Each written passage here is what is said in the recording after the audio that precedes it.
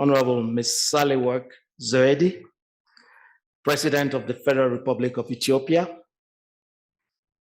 Your Excellency, Honorable Mr. Melaku Alibel, Minister of Industry, Federal Republic of Ethiopia, Dr. Clever Gatete, Executive Secretary, United Nations Economic Commission for Africa, Professor Kevin Uramo, Chief Economist and Vice President, Africa Development Bank, Ms. Fatu Haidera, Deputy Director General, Managing Director of the Directorate of Global Partnerships and External Relations, and Director General Special Representative for Africa, United Nations Industrial Development Organization, UNIDO.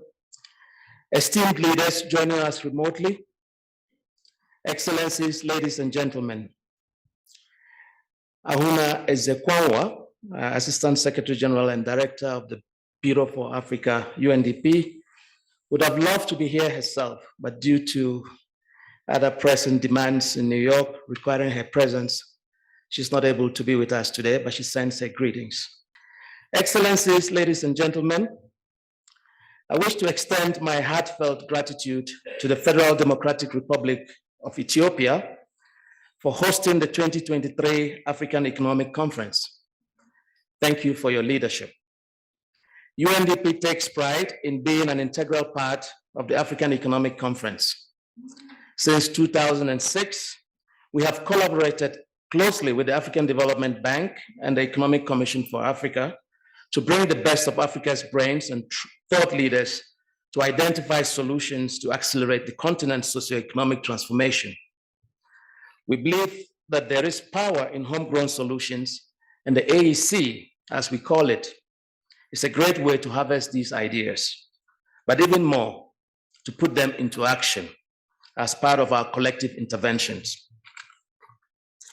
The theme of this conference couldn't be more timely.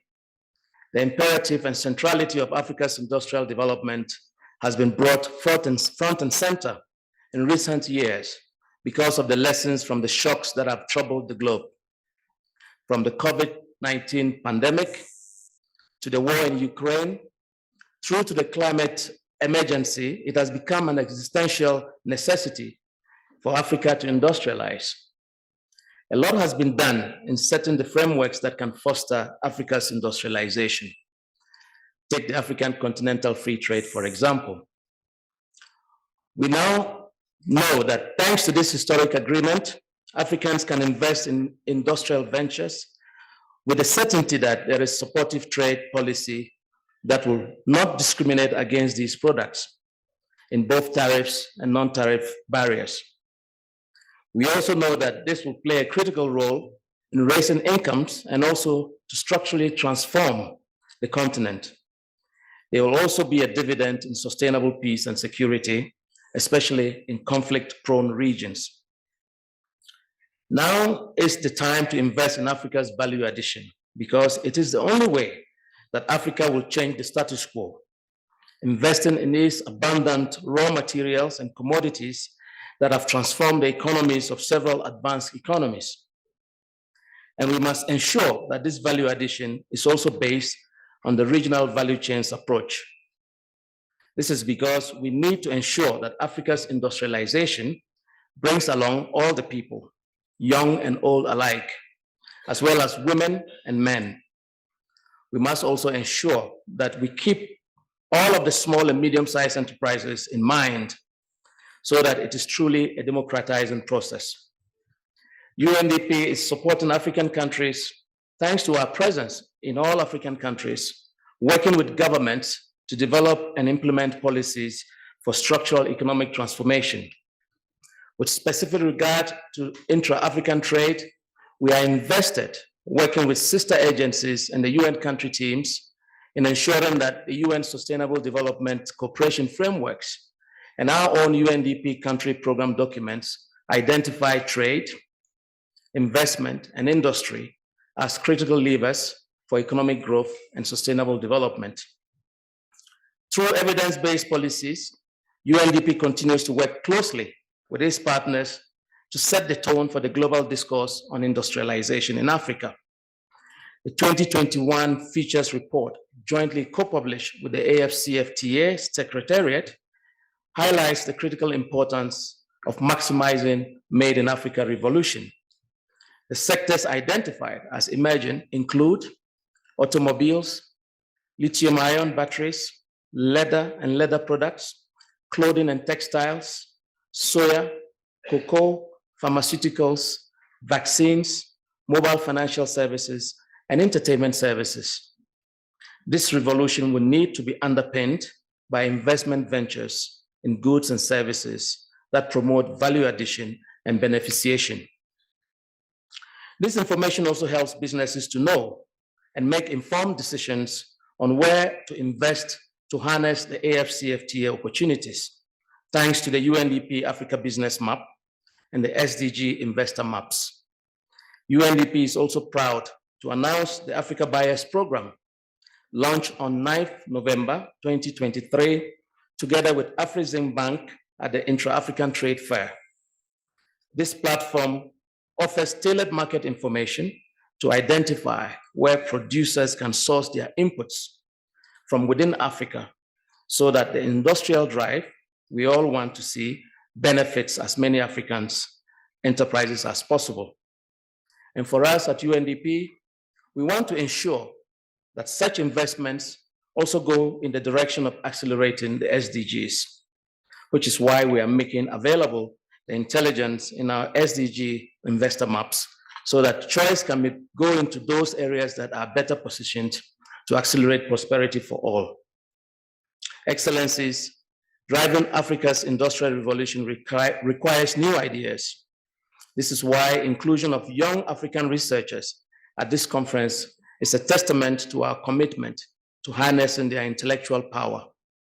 Youth are the industrialists of today and tomorrow, and we want to ensure that they lead the way in identifying pathways forward. Let me close off by sharing 4 ideas that we believe will give you a push to Africa's industrial development. First, on affordable and timely financial resources and investments, we need to foster mutually beneficial public-private partnerships that are committed to making in Africa. African governments have already done an important job in creating incentives for investment attraction. Now we need to ensure that the investors produce in Africa, but also that we close the tap on the hemorrhage that the continent faces from illicit financial flows, which go to the tune of up to $90 billion annually, money that should stay and deliver development in Africa. Second, financial inclusion is pivotal. The path to industrialization gains momentum when small and medium-sized enterprises and informal traders are equipped with the tools and support to create products and services needed within the AFCFTA framework. This is why UNDP and partners launched the AFCFTA initiative in April 2023 at the inaugural AFCFTA Business Forum. We are working collectively to galvanize momentum to strengthen export readiness for women-led enterprises. We need more of such initiatives. And third, it is imperative that we revitalize intra-African trade and production capacities by addressing both tariff and non-tariff barriers. We must break free from the reliance on the exportation of raw commodities and explore high-tech industries to diversify our economies. Finally, we will not succeed without sustained political commitment to industrial development. Now that the legal frameworks are in place, it is time to step up support for industrial action and bring the weight of political support to propel industrial action in Africa. I am optimistic about Africa and about its prospects. There is no better time to invest in Africa than now. I encourage Africa's businesses to make the necessary investments, governments to create the enabling environments, and international institutions must be open to listening to the voices of private sector and better understand how we can sharpen our efforts of support. I am looking forward to the deliberations, and I do hope that we leave this conference with a blueprint to take the continent on a successful path to industrial development. I thank you for your kind attention.